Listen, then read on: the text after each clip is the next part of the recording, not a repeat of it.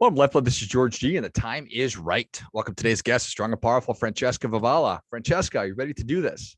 I am so ready. All right, let's go. Francesca is the co-founder and president of the Sales Joint, their cannabis sales resource crafted for cultivators. Francesca, tell us a little bit about your personal life, some more about your work, and why you do what you do. Sure. So there's a lot to unpack there, but I'll try and keep it relatively simplified. On the personal life, I was actually born a conjoined twin, is the way to not bury the lead. So my sister Emily and I were connected at our abdomens, and we shared a liver when we were younger. And so luckily, it's a regenerating organ, and it was the only organ that we shared. So we were fortunate in that we could be separated and both live. We actually became the youngest conjoined twins ever to be successfully separated in the United States because we were 4 days old. Wow. So yeah, I tried to get in the Guinness Book of World Records, but they were like, we really don't want any records that are dangerous to try and beat. It's like, I guess that applies. So can't look me up there, but Google can prove it. That's wisdom right there. Yeah. They had to put that in there because they learned the hard way. And that's another story, I'm sure. But yeah, Emily, because they didn't know that we were connected they didn't know until we were being delivered. There were complications in the birth, and Emily was born with a very severe form of cerebral palsy. So cerebral palsy, if people aren't familiar with it, isn't a degenerative disease or handicap. It doesn't get worse. It doesn't get better. It's just what it is. And it can exist on a spectrum. So somebody can, like the son in Breaking Bad had cerebral palsy, but he could walk with some crutches. He could drive a car. Emily was way at the other end of the spectrum. She couldn't walk. She couldn't talk. She couldn't feed herself. She couldn't, really do much of anything mobility wise. Her mind was incredibly sharp, but just her handicapness showed mainly in physical and then some mental. And it was fine because that's all we knew. We had, fortunately, a very great family and very supportive parents. My mom's a nurse, my dad is a teacher. So it was a really healthy way to grow up. But when we were 31, which was in 2013, she started to develop very severe forms of pneumonia because she would aspirate saliva into her lungs and she couldn't control her swallowing.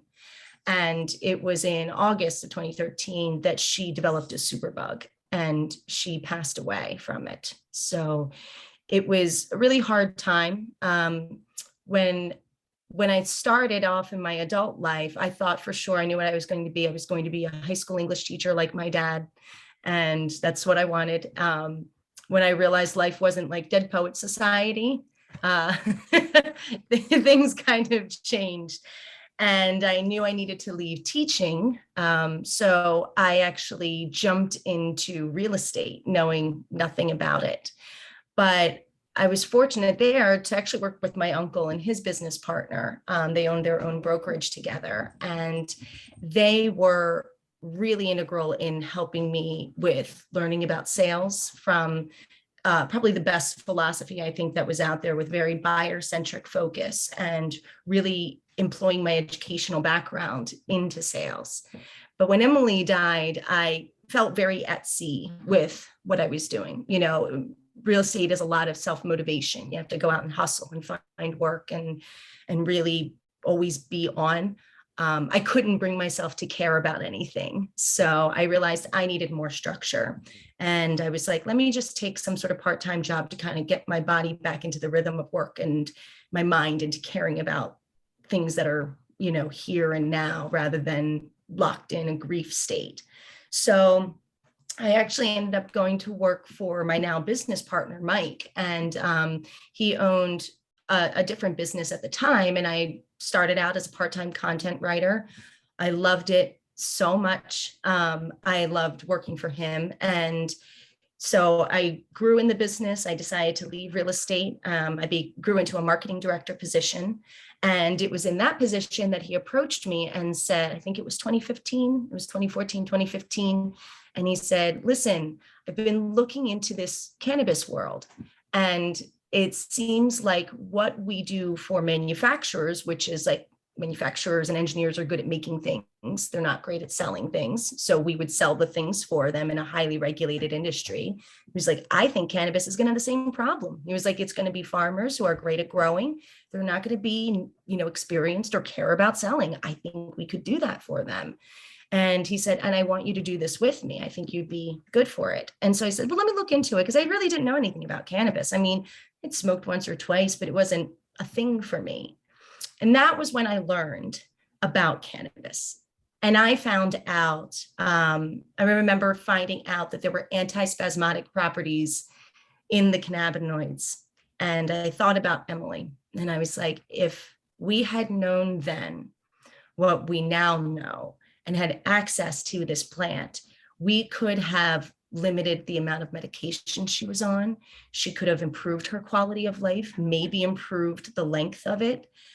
And I got mad, and then I used that to really drive myself to take this position and run with it and say, I don't want anybody to have the restricted access to quality medicine from this plant that Emily and my family had. So that's really how we got started. And we built the sales business. A lot of the clients we got in the beginning were CBD manufacturers, because the 2018 Farm Bill came around and everybody was in CBD. And so we started sort of another business that was just to handle the CBD, that was Terrapin Select. And we stayed with the THC with our existing business. And so it's been a long journey of figuring out where we fit, how to work with everybody in a state-by-state market with constant change. But it's been fun, challenging, and the entire time it's been worth it. So that's the synopsis, really, of it all. The life story in, 10 minutes or less. There it is. And thank you so much for sharing. What a story. So there's several podcasts just right there. Yes. So your business partner's name is what? Mike Patterson. Okay. So Mike was he saw around the corner there, because that makes all the sense in the world. You've got a growing industry and people making and growing, literally a growing industry of growing that's pretty wide open, but recognizing that actually selling the stuff is going to be a challenge, as it has been for other industries. What's the hardest thing? I mean, the regulation and dealing with all of that must be immense. It is. It's challenging. It's hard to say what the hardest thing is, because that keeps changing. Yeah. That's the hardest thing today. Yeah. But I could say consistently across the board, one of the hardest things is really getting in touch with the cultivators that will benefit the most from what we offer. And then those are the small, medium farmers, not necessarily the corporate giants who have their systems and their sales and their marketing processes figured out. We don't need to help those guys. We're here to help the craft cultivators. And honestly, they have so many hats they have to wear that even getting them on the phone or getting them to trust enough to make a decision to hand over some business in the sales side of the business, or to believe that somebody is actually here to help them grow their business. It's hard for them to let go, because they've invested everything into what they're doing. That's a lot to risk, and we respect that and honor that.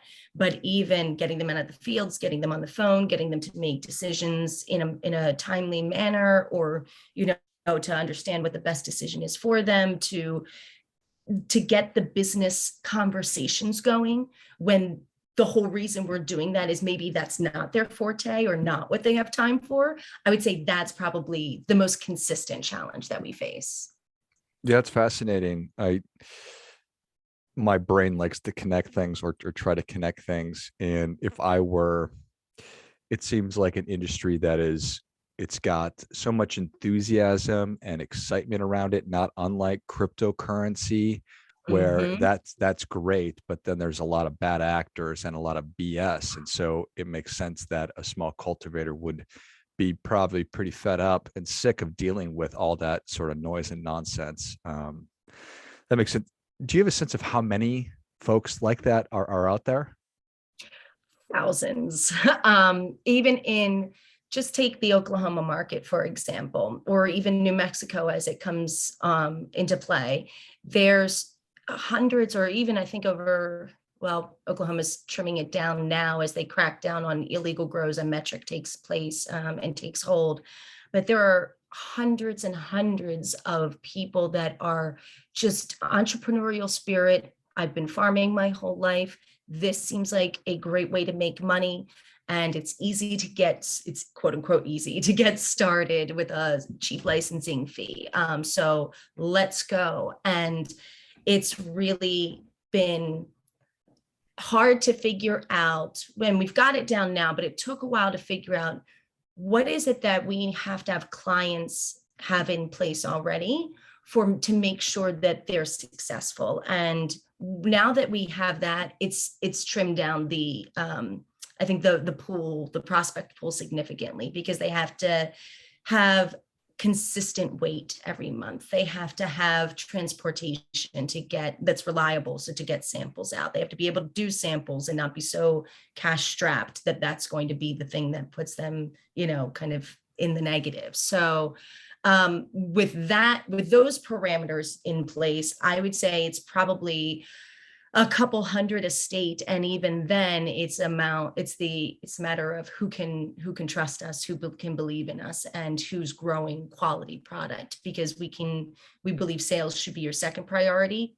Product quality is your first, assuming compliance is not an issue. Yeah, that makes sense. Now I know a little bit about cannabis in Arizona, and there's a certain number of licenses, this, that, and the other thing.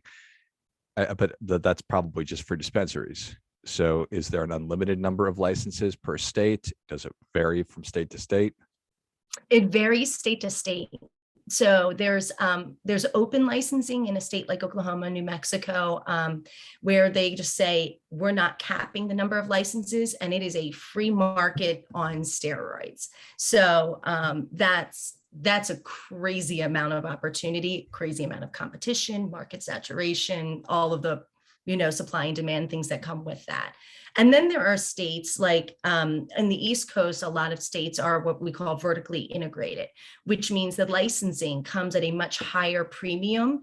And that license means you can grow, you can own a dispensary, you can maybe extract, you can do everything. So you're kind of growing your own product and selling most of that in your own store, and only selling a certain amount of that to other dispensaries. So the states that have vertical licensing, or a limited number of dispensaries and growers, enough, like small enough that they can all talk to each other with no problem, those aren't the best fit for us, because we need a little bit of chaos in order for us to have value. Otherwise you guys can probably take care of it yourselves. Maybe you hire us for some consulting to help get that business sense going, or just learn from the things that we've learned from. But to actually operate their sales system, it would have to be a little chaotic for us to have some meaning and value there. Yeah, got it. So just walk me through the experience. Let's assume that I am a small grower and I am living in a little bit of chaos. I'm just trying to make a great product, but I really have no idea how to effectively distribute. I come to you. Yes. Well, welcome. We're so excited. No, what we would do first is we usually do about a 30-minute discovery call. That's just say, let's get an understanding of what you do have. Where are you right now, and where do you see yourself going? And then a quick kind of overlook at the infrastructure that exists, and kind of poking around to see what some of those weaknesses are. Are you in a point where you've got a logo and you're mistaking that for having a brand? Or do you have product that's ready to go? Or are you going to have to harvest in a few months? How much weight are you producing now? Is it indoor? Is it outdoor? Everything that we need to know really to understand what gaps are there that we can fill. So once we do a 30-minute discovery call, then Mike and I confer with our team. We look at the notes and we say, okay, if this was our business, if this was our grow, and we wanted to go where they're going or want to go, what would we have to do to get there? And then we come up with a very simple kind of design plan. Usually it's a go-to-market or a launch plan. And we say, here are the categories of things you need, whether that's branding, website, sales, education, collateral, events, all kinds of things. And then we say, here are the pieces that we think we could help with, and roughly a range of hours that, we think it would take. We present that to our prospect and we say, here's what we think we can do for you, but this is only on a 30-minute discovery call. So we could be off on some of these things. This is a kind of living document. We need your input here, because you could say, oh, I see why you thought that, but actually we don't need that. Or, oh, I've got a guy, he's going to take care of this, but what I actually need is that. And we say, okay, great. We tweak it. We figure out where exactly you need us for help. And then you buy a bank of hours, essentially. So starting at 10 hours, 25, 50, 100. And then those hours go to whatever it is the top priority, whatever it is that makes sense, that needs to be built first, because so many people want to jump right into sales. But there's a whole sales infrastructure, because you can have killer sales, but if you can't deliver, if your operations are bad, if you're not even tagging your things right, if your inventory is off, it's all going to go to hell. So those sales are really going to work against you and do more damage to your brand than good. So we want to make sure that you're set up for success once that sales switch is flipped. And then if you want to continue to work with us on the sales side of things, once everything is built, then it's a matter of, we know you are a good client because we worked with you, we set you up for success. And now we can say, all right, let's be your outside sales team, essentially. We are going to call all the dispensaries that are in your market. We're going to develop the relationships with the purchasing managers, the owners, whoever the decision makers are. Teach them about your product. We're calling as your farm. We're at George Farms, and we have the best stuff. And, here it is. And that's what I'm doing as your sales agent for that farm. Once we get the yes for a sample or a purchase, we need your feet on the street to deliver. And then we continue to nurture that relationship. We keep track of all of our notes in a CRM. You have access to all of our activity. We operate with 100% transparency, but you have a sales team that is so practiced in that sales, I guess, was like expertise. And we're used to this. This is what we do all day, every day. You know that you're going to get this reliable production from our team. And then we operate on a commission basis, because frankly, it's really hard to do a retainer basis with farms and with cannabis. Markets fluctuate, prices go up and down dramatically. People have no need for a month. And we certainly know how much it costs to run a farm to some extent, and we don't want to be a burden. We want to be an asset. So we trust that we can do our work. If you're set up for success, we can make you successful. So that's why we operate on that commission basis. And those are our farm clients. We also have, people that just use us on the consulting side for, a delivery business, incoming calls for bulk sales, dispensary services, things like that, where they're like, I have a sales team. I don't think it's going very well, and I don't know why. I need some outside help from that. Great. Let's talk, build a design, buy a bank of hours, and do the work. I love it. Again, I'm sure it depends, but can I sell my product to other states? Can I move it across state lines? Not yet. That's what we need for federal legalization for, or deregulation completely. So every state is its own market. And then within those states, certain counties, municipalities, townships can opt out. So in California, New Jersey, for example, there are certain townships that say, you know what, I don't want a dispensary in this township, and they're not allowed. It can create, depending on how the laws are written, some issues for transporters, because if they're legally moving something from one point to another, but going through a township that is saying it's illegal and they don't signal with their blinker and get pulled over with a truck full of weed, they could be in some trouble. So prison for you. Yeah, exactly. It's like trucks of money and weed are going around, and that's always going to be risky, whether that's legally or illegally. But that's all within the state. Yeah, each state is its own market. It's like a trucks of money and weed are going around. That's going to be risky. That might be the name of the podcast today. It's certainly the name of the game. Trucks of money and drugs and weed. Yes. But anyway, awesome. Well, Francesca, you've given us a lot, but the people are ready for that difference-making tip. What do you have for them? My difference-making tip for everybody, and I think this is true if you're in cannabis or if you're not, is that sales operations really don't change business to business. It is really about the sales mindset that makes you successful. And so we operate with a no one grows alone mindset.